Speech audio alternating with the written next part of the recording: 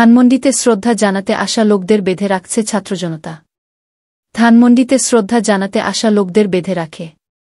জাতীয় শোক দিবস উপলক্ষে বঙ্গবন্ধু শেখ মুজিবুর রহমানের প্রতিকৃতিতে শ্রদ্ধা জানাতে আসা নারী পুরুষকে দড়ি দিয়ে বাঁধছে ছাত্রজনতা।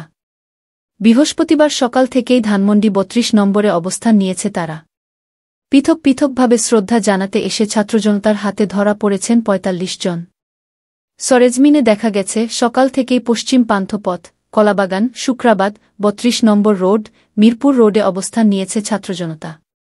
ধানমন্ডি ৩২ নম্বর সড়ক দিয়ে চলাচল করা বাস, সিএনজি, প্রাইভেট কার, গণমাধ্যমের গাড়ি চেক করছে তারা। কোনো ব্যক্তিকে সন্দেহ হলে তার মোবাইলের গ্যালারি ও সামাজিক যোগাযোগ মাধ্যম ফেসবুক চেক করছে। আওয়ামী লীগ কিংবা ১৫ আগস্ট সংক্রান্ত কোনো কিছু পেলে তাকে ধরে নিয়ে যাচ্ছে। অনেককে লাঠিসোঁটা দিয়ে আঘাত করা হচ্ছে। কালো পোশাক পরে কেউ আসলেই তাকে সংঘবদ্ধভাবে ঘিরে ধরছে। জানা গেছে, শ্রদ্ধা জানাতে আসা ব্যক্তিদের ধরে নিয়ে ধানমন্ডির নিউ মডেল বহুমুখী উচ্চ বিদ্যালয়ে রাখা হচ্ছে। সেখান থেকে তাদের পুলিশ কিংবা সেনাবাহিনীর হাতে তুলে দেওয়া হবে। এসব ঘটনার ভিডিও কিংবা ছবিও তুলতে গিয়ে বিপত্তিতে পড়তে হচ্ছে সংবাদকর্মীদের। সকাল থেকে ধানমন্ডি ৩২ নম্বরে মাইকিং করছে প্রেসিডেন্সি ইউনিভার্সিটির শিক্ষার্থী আব্দুর রাজ্জাক বিন সুলাইমান।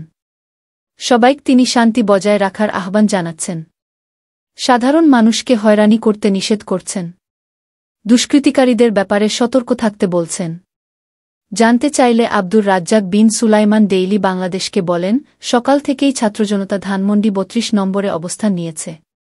আওয়ামী দুষ্কৃতিকারী ৪০-৪৫ জনের মতো আমরা হাতেনাতে ধরেছি। তাদেরকে আমরা নিজদের জিম্মায় নিয়েছি।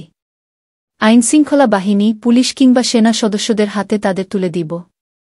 আমাদের আগে থেকেই সিদ্ধান্ত ছিল, সন্দেহভাজন কাউকে দেখলেই তাদেরকে আটক করা। সকাল থেকে কয়েকজনকে নারীকে ধরেছি। তাদের ব্যাগে ফুল ছিল।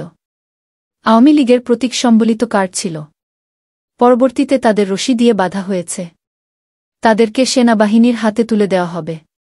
তিনি আরও বলেন, বৈষম্যবিরোধী ছাত্র আন্দোলনের কেন্দ্র থেকে আমাদের নির্দেশ দেওয়া হয়েছে ধানমন্ডি ৩২ নম্বরে পুষ্পার্ঘ্য অর্পণের নামে ১৫ আগস্টের শোক দিবসের আড়ালে কেউ যাতে নৈরাজ্য না করতে পারে, অপশক্তি মাথাচাড়া দিয়ে না উঠতে পারে, স্বৈরাচারের দোসররা যাতে নৈরাজ্য করতে না পারে সেদিকে খেয়াল রাখছি।